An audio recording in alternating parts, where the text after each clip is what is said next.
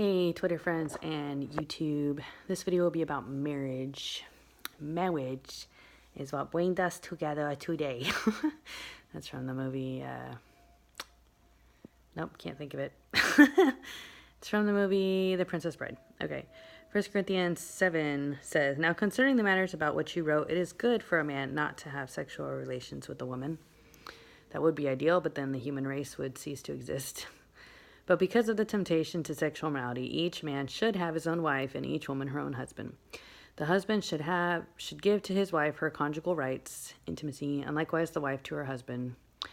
And you really need to watch out for this because I've heard of couples where they just don't have sex for years, and that's horrible. Yeah, so this verse is really important. Okay. For the wife does not have authority over her own body, but the husband does. Likewise, the husband does not have authority over his own body, but the wife does. Yes. Hebrews 13:4, "Let marriage be held in honor among all, and let the marriage bed be undefiled, for God will judge the sexually immoral and adulterous."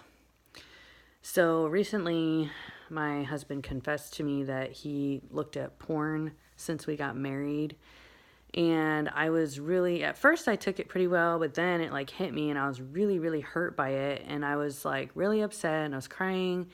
And I was just thinking, I don't understand. Am I not attractive enough? Am I not? And I said to him, am I not freaky enough for you or something? Because that's the message that it sends, guys, if you look at porn. That's the message it sends to your wife, is that she's not enough, And it's really going to ignite any insecurity that she has. Even if she seems like a confident woman, it's really going to make her feel a lot more insecure.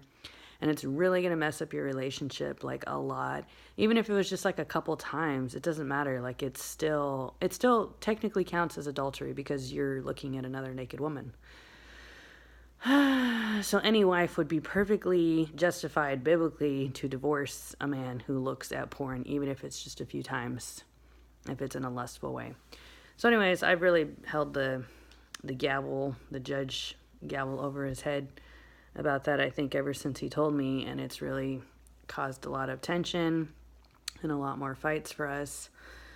And then to add to that horrible situation, we've had issues with my husband being paranoid, and he said he feels like something changed with us, and I'm thinking, well, obviously something changed. You told me that you looked at porn. That's pretty huge.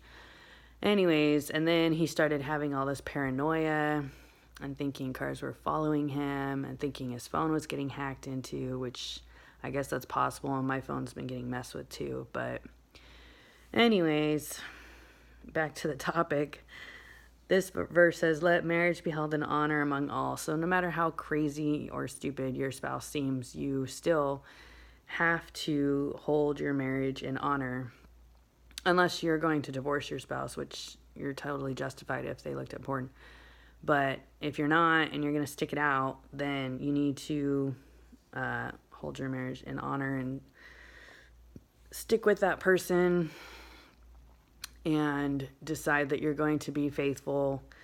Just because your spouse hurts you, just because your spouse kind of cheats on you, doesn't make it okay for you to, do the same. You don't want to stoop to their level. You want to be the bigger person and be faithful to the marriage no matter what your spouse does.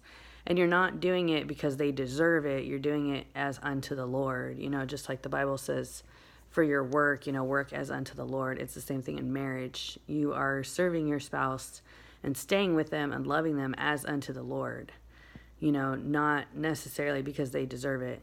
You're doing it as worship to God and as a sacrifice to God. Okay, Proverbs 18:22, "He who finds a wife finds a good thing and obtains favor from the Lord." Yeah, exactly. All of us women know that.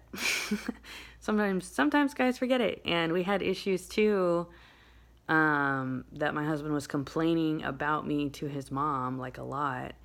And that has caused a lot of problems because it's not when you do that, it's not going to be kept a secret that your spouse is going to find out eventually if you're talking about them behind their back. So don't do it. And, husbands, keep this verse in mind. He who finds a wife finds a good thing. So you need to really treasure your wife. Don't complain about her. Don't gossip about her to other people. And wives, same for you. Don't complain about your husband. Because if you want to keep something like forever, you need to not complain about it. The moment you complain about it, the moment I think really forces go to work in the spiritual realm, life and death are in the power of the tongue. If you want to kill your marriage, then sure, like complain about it. But if you want it to live, then you need to speak life over your marriage and your spouse. So that's really important. So I pray that bless you all. God loves you. Have a great day.